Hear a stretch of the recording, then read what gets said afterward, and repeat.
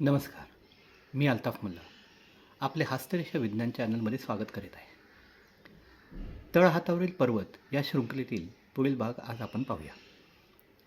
आज आपण उर्वरित पर्वत म्हणजेच प्लुटो पर्वत, राहू पर्वत, केतू पर्वत यांचे गुणधर्म पाहूया. प्लुटो पर्वत हा ग्रह फार वर्षापासून आपल्या पूर्वजांना आणि ऋषीमुनींना माहीत होता.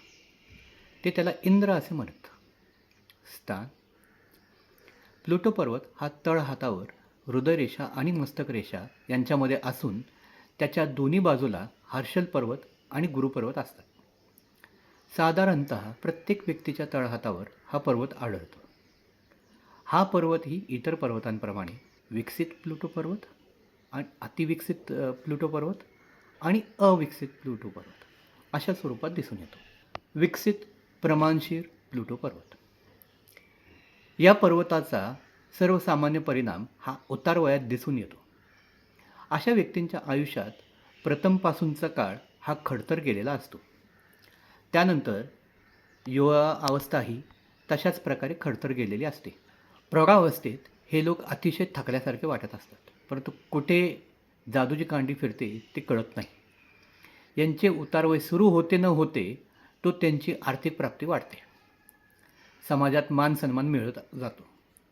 लोक त्यांच्याबद्दल आदराने बोलू लागतात. गल्लीत, समाजात, नातेवाईकात त्यांना पुढारी पण दिले जाते. हे सर्व घडते ते केवळ त्या व्यक्तीच्या तळहातावरील प्लुटो पर्वत हा प्रमाणशीर विकसित झालेला असल्यामुळे. वयाच्या 42व्या वर्षानंतर त्यांचा हा काळ पालटत असतो. त्यांच्या आयुष्यात सुखाचे पर्व येते ते अगदी अखेरपर्यंत. इतके सर्व चांगले सुरू झाले तरी त्या व्यक्तींनी आपल्या प्लुटो पर्वतावर आपली नजर टाकावी. तेथे फुलीसारखे अनिष्ट चिन्ह आहे का ते पाहावे. तसे चिन्ह असेल तर त्याचे परिणाम फार वाईट असतात. आत्ता कुठे सुखाचे 4 दिवस दिसू लागलेले असतात आणि त्या व्यक्तीचा मृत्यू मात्र वयाच्या 45च्या दरम्यान होत असतो. अतिविकसित प्लुटो पर्वत त्या व्यक्तीच्या तळहातावरील प्लुटो पर्वत प्रमाणापेक्षा जास्त फुगीर झालेला असेल तर तो पर्वत अतिविकसित प्लुटो पर्वत आहे असे मानले जाते.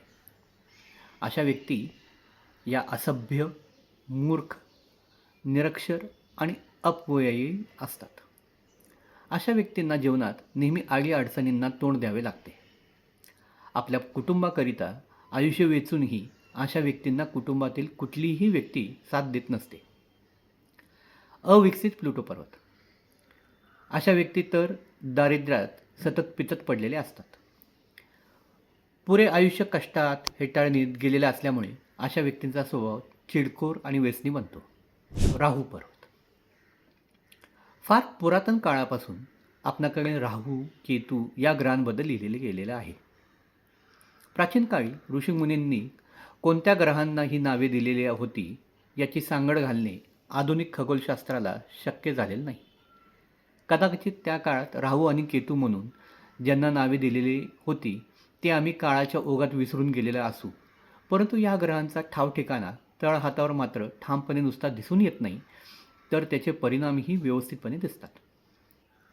स्थान आपल्या तळहातावर मस्तकरेषेच्या खाली चंद्र, मंगळ आणि शुक्र पर्वत या पर्वतांनी वेढलेला जो भाग आपल्याला तळहातावर दिसतो तो भाग म्हणजे राहू पर्वत होय. आपल्या हातावरील धनरेषा याच भागातून शनीच्या पर्वताकडे जात असताना आपण पाहत असतो. राहू पर्वत खालीलप्रमाणे 3 प्रकारे विविध स्वरूपात आढळतो.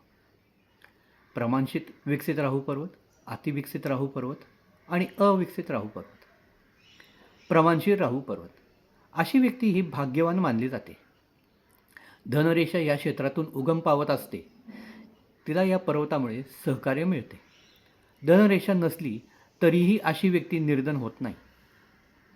याचे कारण म्हणजे प्रमाणशीर विकसित असणारा राहू पर्वत होय.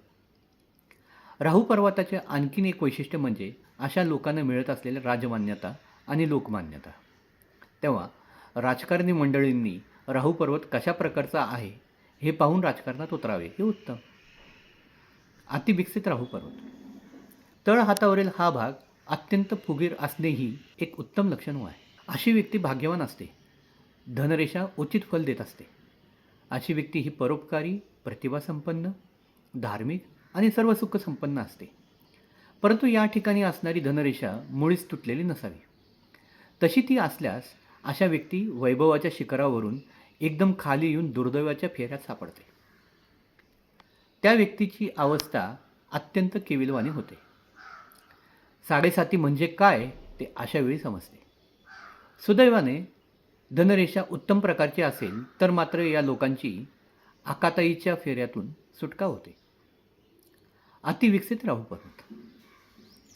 तळहातावरील मधला भाग खोलगट असणारी व्यक्ती फार दुर्दैवी असते. कोणतेही कार्य होत असताना यांना अनंत अडचणी येतात. यांच्या हाती पैसा राहत नाही. कमाईपेक्षा खर्च हा कितीतरी पटीने जास्त असतो. समाजात अशा व्यक्तींना अत्यंत हीन तऱ्हेने वागविले जाते. सतत आर्थिक चिंता असल्यामुळे अशा व्यक्ती कर्जाच्या ओझ्याखाली असतात. त्यांच्या मागे कोर्ट कचऱ्यांचा ससेमिरा लागतो. राजकारणात त्यांना अपयश येते. कोणतेही नवीन कार्य कर्ज काढून इतरांची मदत घेऊन सुरू केल्यास त्याचा बट्ट्याबोळ वाजून त्यांच्या अंगावर कर्जाचा बोजा आणि नामुष्की येते. थोडक्यात म्हणजे तळहातावर असणारा खड्डारूपी अविकसित राहू पर्वत म्हणजे दुर्दैवी. अशा लोकांना जीवनात यशस्वी होण्यासाठी अतोनात परिश्रम करावे लागतात. सुख जवळ एवढे तर दुःख मात्र डोंगरा एवढे असा प्रकार असतो. असा अविकसित राहू पर्वत असणाऱ्या व्यक्तींनी राहू साधना आणि शनी साधना या दोन्ही सुरुवातीपासून जपणे आवश्यक आहे. केतू पर्वत. स्थान. केतू पर्वत हा मणिबंधाच्या वर आणि चंद्र व शुक्र पर्वत यांच्यामध्ये असतो. धनरेषा बहुतेक येथूनच उगम पावत असते. आयुष्याची सुरुवात येथून होत असल्यामुळे या ठिकाणाहून धनरेषा उगम पावत असताना जर दिसली नाही तर खुशाल ओळखावे की सदर व्यक्तीचे बालपण हे दुःखातच आणि कष्टात गेलेले आहे. येथे जन्म घेणारी धनरेषा आपणाला त्या व्यक्तीच्या वयाच्या 5व्या वर्षापासून ते थेट वयाच्या 20व्या वर्षापर्यंतचा कालखंड कशा रीतीने जाईल याची कल्पना देते. थोडक्यात या केतू पर्वतावरून विद्याश्रमाचा काल कशा प्रकारचा आहे हे कळून येते. केतू पर्वत ही नेहमीप्रमाणे प्रमाणशीर विकसित केतू पर्वत, अतिविकसित केतू पर्वत आणि अविकसित केतू पर्वत अशा स्वरूपात दिसून येतो. प्रमाणशीर केतू पर्वत. अशा व्यक्तीला आपल्या मातापित्यांचा छत्र लाभते. त्यांच्या मायेच्या पंखाखाली त्या बालकांचे शिक्षण सुरू होते. बालवाडी ते कॉलेज शिक्षण पूर्ण करण्यासाठी हे आई वडील धडपडत असतात.